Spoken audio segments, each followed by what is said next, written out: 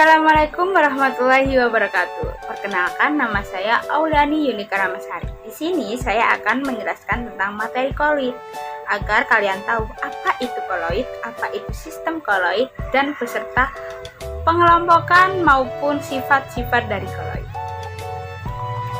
Yang pertama yaitu pengertian koloid.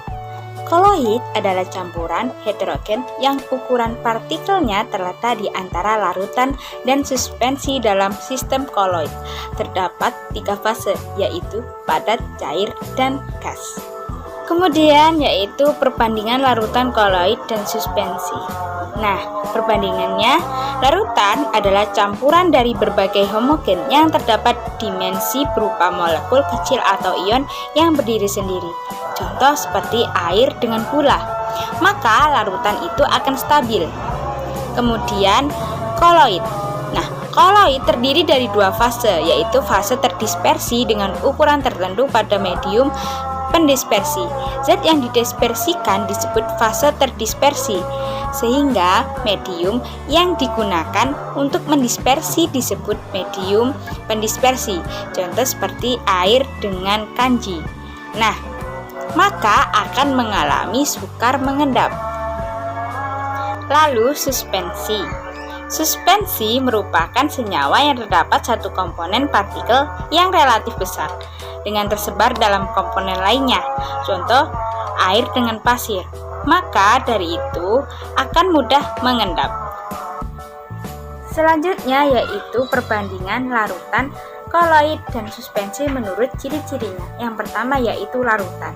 Nah, distribusi partikelnya itu homogen, terdiri dari satu fase dengan ukuran kurang dari 1 nanometer dan sistem dispersinya molekuler. Yang kedua yaitu koloid. Nah, partikel distribusi tampak homogen, namun koloid itu heterogen, terdiri dari 2 fase dengan ukuran 1-100 nanometer dan sistem dispersi yaitu padatan halus. Dan yang ketiga yaitu suspensi. Suspensi distribusi partikelnya heterogen, terdiri dari 2 fase dengan ukuran lebih dari 100 nanometer dan sistem dispersinya yaitu padatan kasar. Dan tabel berikut ini tentang pengelompokan sistem koloid. Yang pertama yaitu fase terdispersi gas dengan medium pendispersi cair, yaitu termasuk jenis koloid busa, dengan contoh busa sabun dan krim kocok. Yang kedua yaitu fase terdispersi gas dan medium pendispersinya padat, maka termasuk jenis koloid busa padat, dengan contoh batu apung dan karet busa. Yang ketiga yaitu dengan fase terdispersi cair dan medium pendispersinya itu gas, maka jenis koloidnya termasuk aerosol cair, dengan contoh kabut, hairspray, dan awan. Yang keempat yaitu fase terdispersinya cair dan dengan medium pendispersinya juga cair, maka jenis koloidnya termasuk emulsi, dengan contoh seperti susu, santan, minyak ikan, dan mayones. Yang kelima yaitu dengan fase terdispersi cair dengan medium pendispersinya padat, maka termasuk jenis koloid emulsi padat, seperti contoh keju, mentega, dan mutiara. Yang keenam yaitu dengan fase terdispersi padat dan medium pendispersinya gas, maka termasuk jenis koloid aerosol padat, seperti asap dan debu. Yang ketujuh yaitu dengan fase terdispersi padat dengan medium pendispersinya itu cair, maka termasuk jenis koloid sol. Dapat dikatakan dengan contoh seperti cat, lem, kanji, agar-agar, dan selai. Yang kedelapan yaitu dengan fase terdispersi padat dengan medium pendispersinya itu juga padat, maka jenis koloidnya yaitu sol padat, dengan contoh kaca berwarna. Nah, itu semua yang terdapat pada tabel adalah pengelompokan sistem koloid.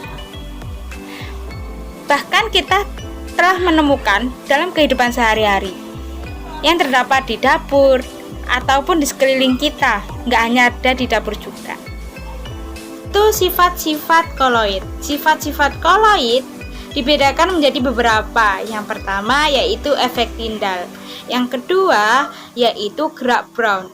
Yang ketiga adsorpsi, kemudian keempat elektroforesis, dan yang kelima yaitu koagulasi. Sekarang penjelasan yang pertama tentang efek Tyndall. Efek Tyndall adalah penghamburan cahaya yang melalui koloid yang disebabkan oleh partikel-partikel koloid. Nah, seperti contoh di samping pada gambar. Nah, pada larutan itu cahaya tidak dapat dihamburkan, begitupun juga dengan koloid. Namun, pada suspensi dapat menghamburkan cahaya. Yang kedua yaitu gerak Brown. Gerak Brown adalah gerak acak yang tidak beraturan dari partikel koloid yang disebabkan oleh benturan antara partikel koloid dengan mediumnya. Nah, jika kita amati koloid itu dibawa dengan mikroskop ultra, maka akan terlihat bahwa partikel-partikel yang bergerak itu membentuk zigzag, yaitu adsorpsi. Adsorpsi adalah peristiwa penyerapan ion pada permukaan partikel koloid. Dengan adanya penyerapan ion ini menyebabkan koloid itu menjadi stabil. Hal tersebut disebabkan ion yang sejenis untuk diserap pada permukaan, yaitu menimbulkan tolakan antar partikel. Contoh seperti pada gambar, yaitu koloid FeOH2 menyerap ion H+ sehingga bermuatan positif, sedangkan koloid As2S3 menyerap ion S2- sehingga bermuatan negatif. Yang keempat yaitu elektroforesis. Elektroforesis adalah peristiwa bergeraknya partikel koloid ke elektroda positif atau negatif. Muatan koloid dapat diketahui dengan mencelupkan batang elektroda ke dalam sistem koloid. Koloid yang bermuatan positif akan ketarik ke elektroda negatif, sedangkan koloid yang bermuatan negatif akan tertarik ke elektroda positif. Yang terakhir yaitu koagulasi. Nah, koagulasi adalah peristiwa penggumpalan partikel koloid.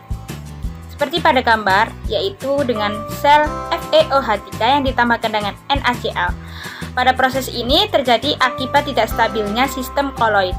Nah, sistem koloid yang stabil bila koloid itu bermuatan positif atau negatif. Jika muatan pada sistem koloid dengan cara menetralkan muatannya, maka koloid itu akan menjadi tidak stabil, kemudian terkoagulasi atau menggumpal. Sekian dari saya. Bila ada salah kata, mohon maaf yang sebesar-besarnya.